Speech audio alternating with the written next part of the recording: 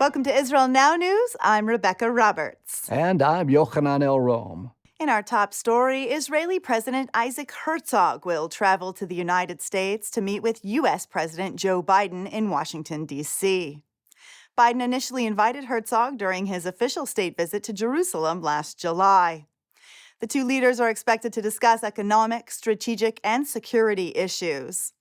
Herzog will also hold talks with other senior U.S. officials, including members of the House, the Senate, and representatives of the Jewish community. A statement released by the spokesman for the Israeli president said, the purpose of Herzog's first official visit to the U.S. is to reinforce the strong partnership between the United States and Israel and to reflect the deep ties between the two nations in these challenging times. The state of Israel will be holding national elections on November 1st. This will be the fifth time Israelis have gone to the polls in the last 3 years. The Israeli Knesset is made up of 120 seats.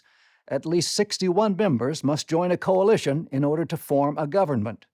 Former Israeli Prime Minister Benjamin Netanyahu from the popular Likud party is fighting to regain control after the center-left coalition, created by interim Prime Minister Yair Lapid and Defense Minister Benny Gantz, collapsed. This will surely be an exciting time in Israel, and we at Israel Now News will keep you updated on this developing story. The city of David has formally laid the foundation stone at its newest project, a rope bridge that will connect the old and modern city of Jerusalem. It will provide pedestrian access to the old city by a bridge suspended over the valley of Hinnom. This is part of a larger plan to make the old city and its many historical sites more easily accessible to the public. Projects are in the works for a huge visitor center near the city of David, which will house a cable car terminal that will transport visitors from Jerusalem's popular First Station to Mount Zion and into the Old City. The ceremony was attended by several ministers of the Knesset, including the Minister of Tourism, Yoel Razbozov. Zev Elkin, the Minister of Jerusalem Affairs, praised the initiative, saying that it will strengthen the sense of security and governance in the area. And Moshe Leon, the mayor of Jerusalem, said that the bridge will allow free and safe movement to the ridges of the ancient and modern city. The president of the Palestinian Authority, Mahmoud Abbas, has told Russian Premier Vladimir Putin not to trust the United States. Abbas said, "We don't trust America, and we don't rely on it." He praised Russia for its support of the Palestinian cause and said he would like to see Moscow play a more central role in mediating the Arab-Israeli conflict. The two leaders met on the sidelines of a conference in Kazakhstan. Washington issued a swift rebuke of the comments. A spokesperson for the National Security Council said Russia does not stand for justice and international law, and that Putin is a far cry from the type of partner needed to negotiate. Abbas's comments were made despite the Biden administration's reinstatement of millions of dollars in aid to the Palestinians. Ramallah's decision to ally with Russia is seen as a troubling development. Ties between Moscow and Jerusalem have become increasingly strained over Israel's criticism of Russia's invasion of Ukraine and the Kremlin's repeated threats to shutter the Jewish agency in Russia.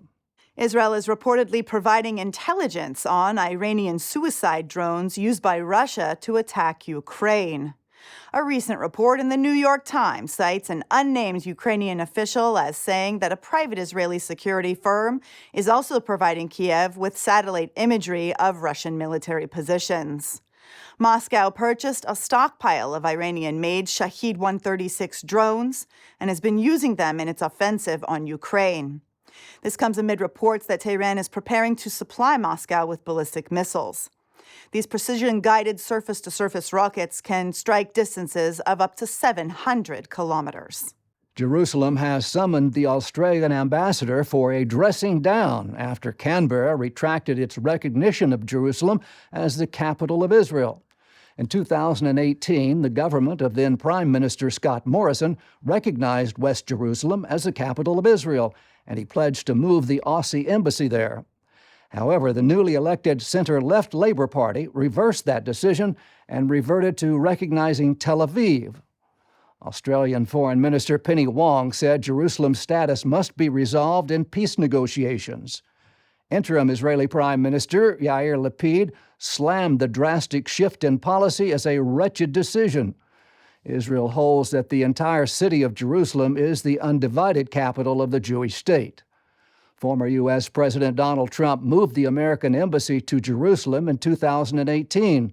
Soon thereafter, the countries of Guatemala, Honduras, and Kosovo followed the U.S. lead. Several other countries are reportedly considering moving their embassies to the Israeli capital, including the United Kingdom under the leadership of Prime Minister Liz Truss. An elite helicopter unit of the Israeli Air Force medevaced an elderly American woman from a cruise ship after she suffered a heart attack. American officials reportedly reached out to Israel requesting assistance in evacuating the patient from the ship in the Mediterranean Sea. The Israeli Air Force's elite helicopter-borne search and rescue Unit 669 responded and evacuated the woman to Haifa's Rambam Medical Center, where she was treated. The remains of 2 soldiers who were killed during Israel's War of Independence have been located. Private Benjamin Aryeh York Eisenberg, Private Yitzhak Rubenstein, and Livka Schaefer were captured and killed by Egyptian soldiers in the 1948 battle for Kibbutz Yad Mordechai. All 3 were declared killed in action. Schaefer's remains were identified in 2018 in a mass grave, but the burial site of Eisenberg and Rosenstein remained unknown. For the last 10 years, the Eitan unit for detecting missing Israeli soldiers has been actively searching for them. The families of the fallen soldiers were notified that the remains of their loved ones were located. The State of Israel will hold a memorial service where gravestones will be placed, and Eisenberg and Rosenstein's names will be added to the list of fallen soldiers at the site. The United States and the United Kingdom held joint naval drills in the Persian Gulf, testing unmanned surveillance ships. Iran previously seized, then released the automated sail drone Explorer vessels on 2 separate occasions. As a deterrent, 2 American and 2 British warships accompanied the 3 unmanned boats during the recent exercise. The drill is seen as a warning to the Islamic Republic not to interfere with their operations as well as those of commercial shipping freighters in the area. Israel has been ranked the 5th most educated country in the world. A report released by Erudera education search platform states that more than half of Israelis have earned higher education degrees. The Jewish state followed Canada, Japan, Luxembourg, and South Korea. The report noted that the populations of each of these countries have a higher percentage of citizens with tertiary degrees than the Organization for Economic Development average, which stands at 39%. The OECD's Education at a Glance report reflects that women in Israel hold the majority of higher education degrees. It says that 62.6% of the highly educated Israelis between the ages of 25 and 34 are female. Scientists at Tel Aviv University have developed a blood test that could replace the invasive amniocentesis screening, which detects several birth defects in utero. The blood test can be done in the 10th week of gestation, 4 weeks earlier than the amnio, and can provide as much information on the risks of diseases and syndromes as the invasive, painful, and sometimes dangerous amniocentesis. Professor Noam Shomron from Tel Aviv University said that this test screens for thousands of mutations, including cystic fibrosis, Gauchers, and Tay-Sachs. His method is currently being tested on dozens of pregnant Israeli women, and the results are being collaborated with amniocentesis. They expect the test to be approved and available by next year.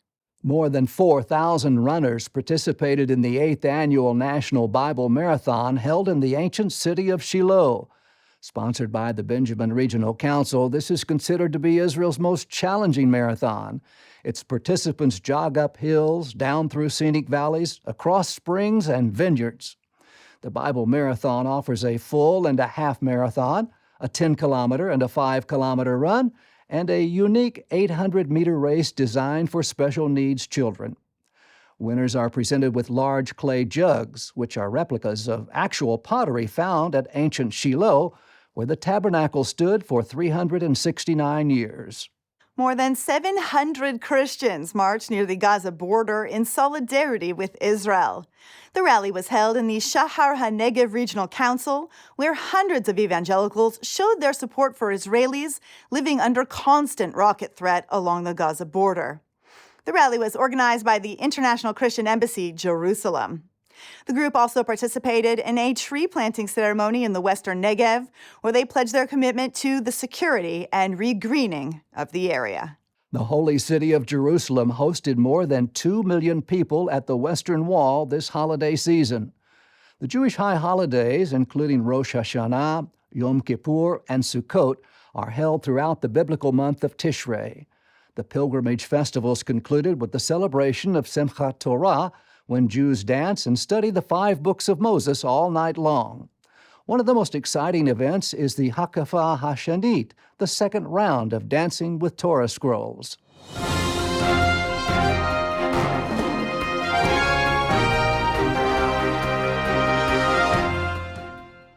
We are living in mysterious yet miraculous times.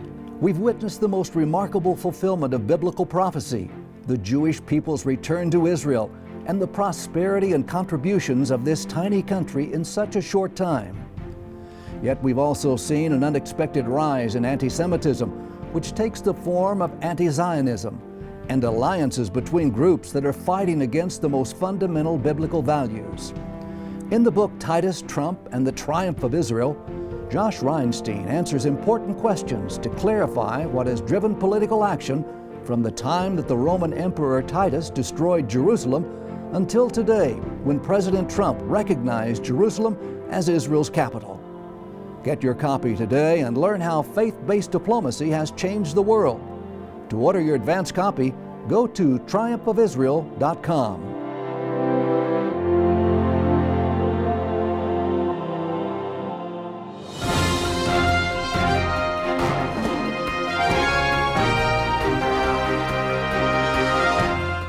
That concludes the news portion of our show. Stay tuned for Ask the Source with Josh Reinstein.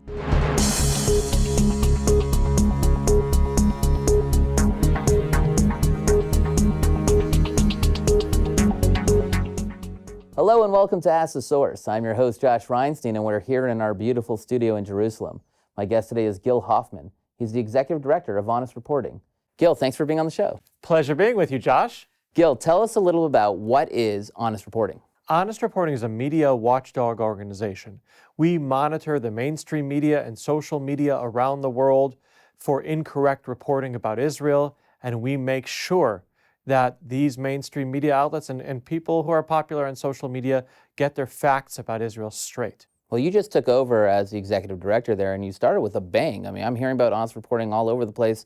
Most recently, what happened with the New York Times. Can you tell us a little about that? Sure. So there was a war in Gaza in July, and it was important to us at Honest Reporting that the Gaza stringers who are working for mainstream media outlets but are under Hamas that controls Gaza report accurately about what's going on in Israel. So I had my team of wonderful researchers look into who these people are.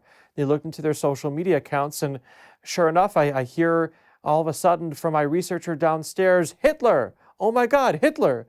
And he found on the social media page of their main writer during the war in Gaza posts praising Hitler. And so I got the New York Times to no longer work with that freelancer. And then I had a pleasant meeting with the bureau chief of the New York Times here in Jerusalem, Patrick Kingsley. And ahead of that meeting, I said to the same researcher, you know what, double check more people who've worked for the New York Times. And then a few moments later, I hear from downstairs, oh my God, Hitler, again. And so sure enough, a videographer and a photographer, we got 2 more people fired. Well, are people at the New York Times upset because they have people who are so slanted, or are they upset they got caught? Because it seems like the New York Times, they're pretty anti-Semitic in a lot of the reporting. With all due respect, they were very complimentary and said, we are both in the truth-telling business. They said that Honest Reporting did proper journalism in finding these people, and they made a mistake by not vetting. They weren't trying to hire anti-Semitic people, believe it or not. Oh, well, that's good to hear, because when you look around the world, and not just New York Times, I just picked them because of your story, there's a big slant against Israel in the international media. I mean, we're getting creamed out there. Why is there such a really bad narrative when it comes to Israel? They're just not telling the truth. You're absolutely right, Josh. Israel is the world is obsessed with Israel. We are hometown coverage for any hometown around the world. They care about what's going on around the corner, and they care about what's going on in Jerusalem. And those who are against Israel or the Jewish people have an automatic slant against Israel, and we're not going to let them get away with it. We're building up our deterrence. And we care immensely about what the world says about us. There's a prophecy in the book of Exodus from Bilam, who says that Israel will be a nation that dwells alone and won't care about what the world says about us. Well, we've been a nation that dwells alone for a long time, but we care obsessively about what the world says about us. That's a prophecy that hasn't come true. Is there any way to really fix this slant, or is it just built in? Is this something that we're just going to have to live with, or is there a way to try to turn the tide? There is a way to turn the tide, and that's to monitor it closely, to maintain close contact with the top media outlets around the world to make sure that they know that we're following them, that they can't get away with making mistakes. And remember, Josh, we're not criticizing media outlets for being anti-Israel or pro-somebody else. We're making sure they don't have shoddy journalism. We're helping them in the long run. We're doing a service. You're a world-renowned reporter before you took over as executive director at Honest Reporting for the Jerusalem Post over, I think, 24 years. I would be amiss if I didn't ask you about this upcoming election. It's coming down to the wire. Who's coming out on top? I'm not a prophet myself, Josh, but experience would tell me that we have to look at what's changed over the past 4 elections. And what's changed is not the Jewish turnout, which has been consistent, an incredible 70% turnout, which, you viewers back home can think about what the turnout was in your last election. Where I'm from in Chicago, the last election for mayor, it was 23%. And half those people were dead, and half those people were voting twice. But here, a 70% turnout among the Jews, but the Arab turnout has fluctuated between 45% and 65%. That's a very big difference. We had an Arab party in our governing coalition for the first time in the outgoing government, but it's too soon, after only 1 year in office, for the Arab people to realize how much was allocated to improve their lives. And if they don't realize that, then the turnout is going to be low. And that's something that could help Netanyahu be able to get that 61-vote majority and form a government. It's too soon to say, but the trends are going in his favor. Well, this is our 5th election. It's really unbelievable. Why is there any reason to believe that this is going to be a different turnout? It's always, a 50-50 split. You know what, Josh? Not only has the Jewish turnout not changed, the issues haven't changed. The world might look at Israel through the prism of an Arab-Israeli conflict, of a Palestinian issue, but those issues have not come up in any of the elections.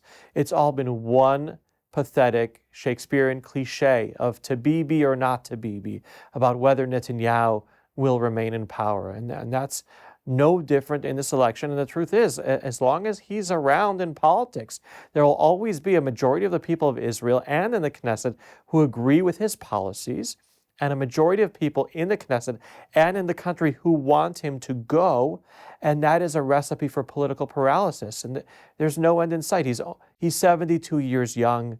His father died at the age of 102. He could have 30 years left in politics, and if he passes that abolish death bill, he could be our emperor for centuries.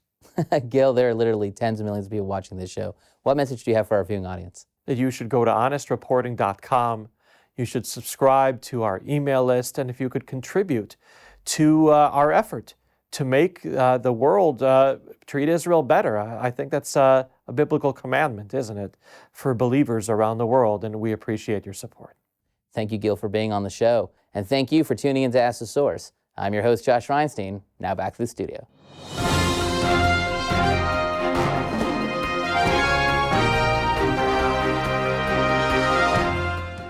Up next, the return to Zion with Karen Hayesod.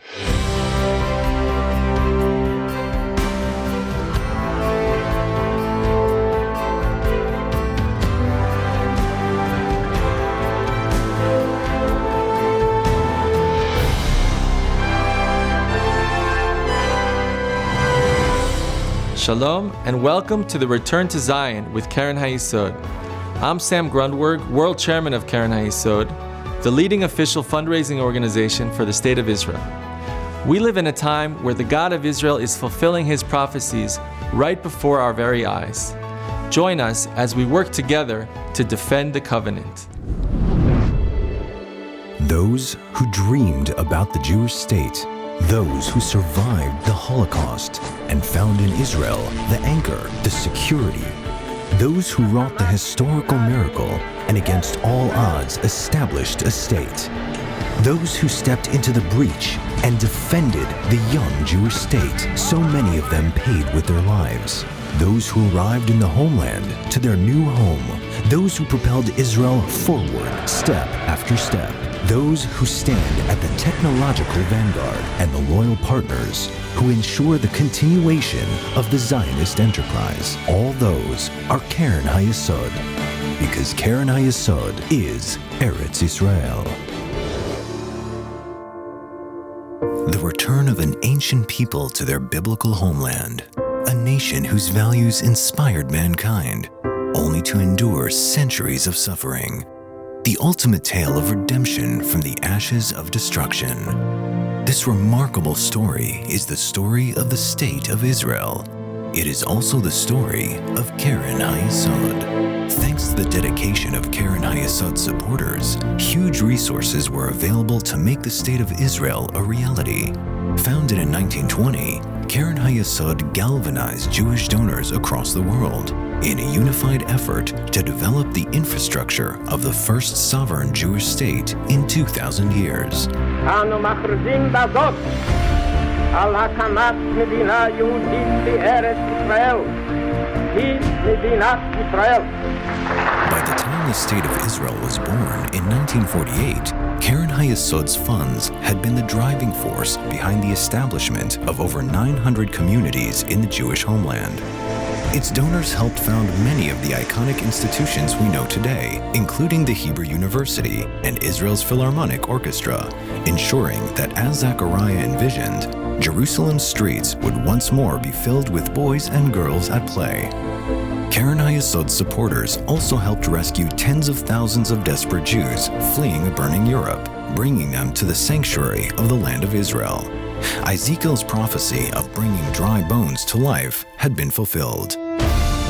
Throughout the decades, Keren HaYesod has been there for Jewish people coming home.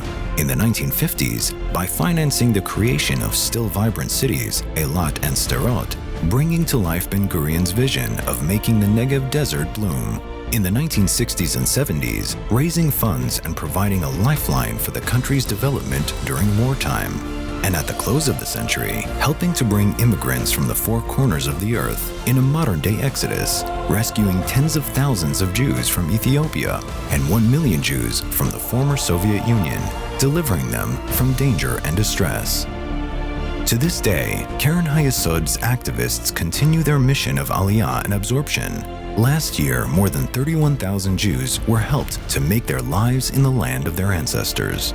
Keren HaYesod remains at the heart of Israel's development, as Israel's barren land has been transformed into a hub of creativity, innovation, and success. Keren HaYesod's supporters have been there every step of the way. They have empowered 2,000 pioneering young Israelis to reinvigorate 65 distressed communities. All of this has been achieved through Keren HaYesod's ongoing efforts to build unbreakable bonds with Israel among Jews in the diaspora, Christians, and people of faith from across the world. In the book of Jeremiah, the Lord says, "There is a hope for your future. Your children will return to their borders." Every day, Keren HaYesod supporters are making this vision a reality.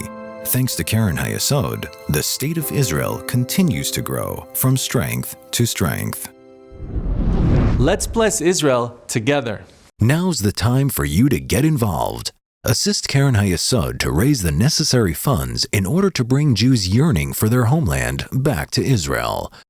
Your donation can help fulfill the biblical prophecy today.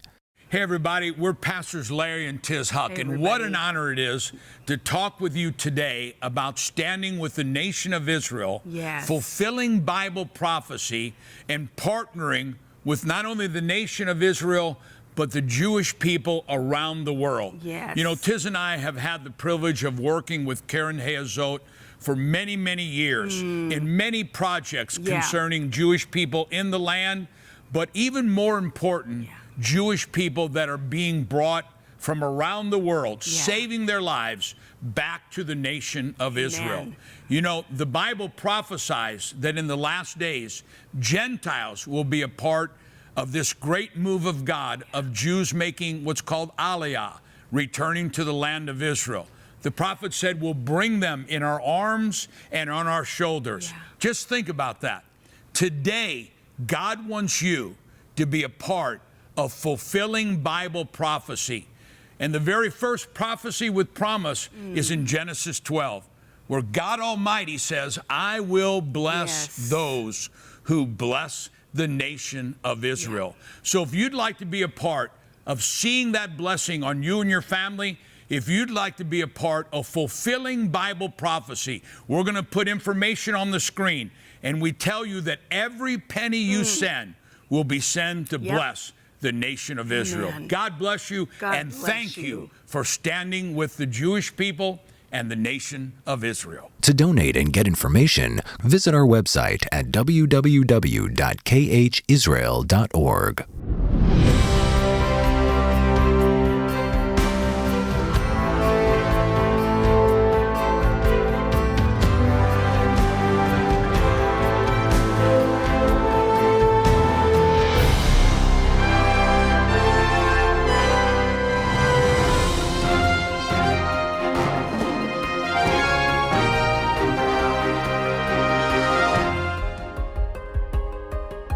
The Israel Allies Foundation is one of the most important pro-Israel organizations in the United States and around the world. Thanks to the Israel Allies Foundation, its parliamentary caucuses, and our Christian friends and partners around the world, the bond between our faiths has never been stronger. I just want to begin by saying thank you to the Israel Allies Foundation for bringing us together from near and far to say with one voice, America stands with Israel. The Israel Allies Foundation is ensuring a better future for Israel, America, and the rest of the world. Thank you all for being Israel's allies.